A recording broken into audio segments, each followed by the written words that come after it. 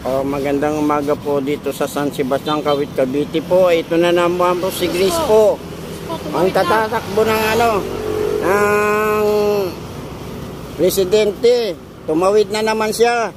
Magtitinda raw siya ng bibingka. Ayun po, may basahan.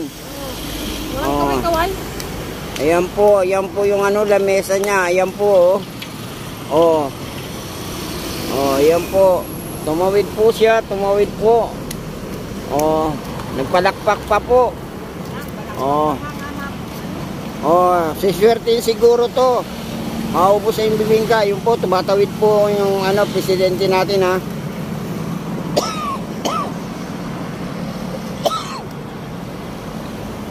Ayan po.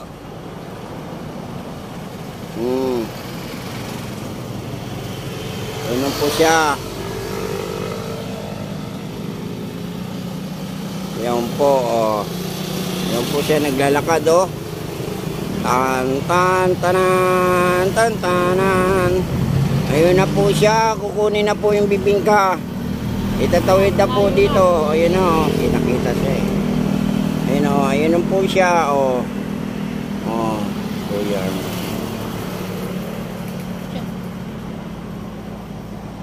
Ayan po. Okay, ayan po. Nandun na siya sa pesto. Kukunin na yung bibingka.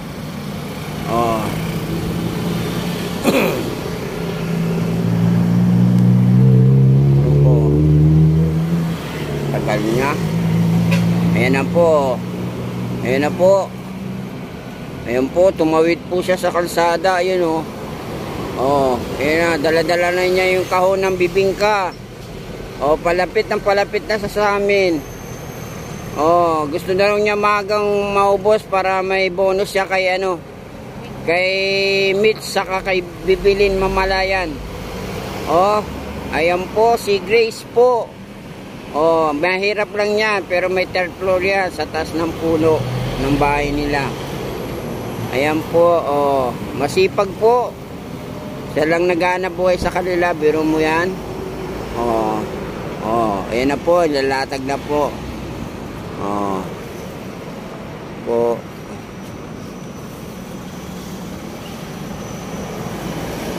Wala kang problema, idadaing natin sa aksyon agad.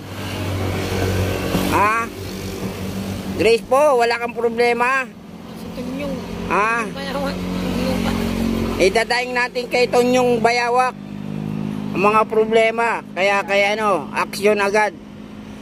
Sige po. Magandang umaga sa inyo dito po sa Kawit lang, sa San Sebastian po kami, ha. Ayan po si Grace po, tinawid na po nyo yung paninda niyang bibingka. Special po, nakakarating na po sa iba-ibang bansa. Kami lang hindi nakarating, hanggang dito lang kami sa Kawit, Cavite. Maraming salamat po.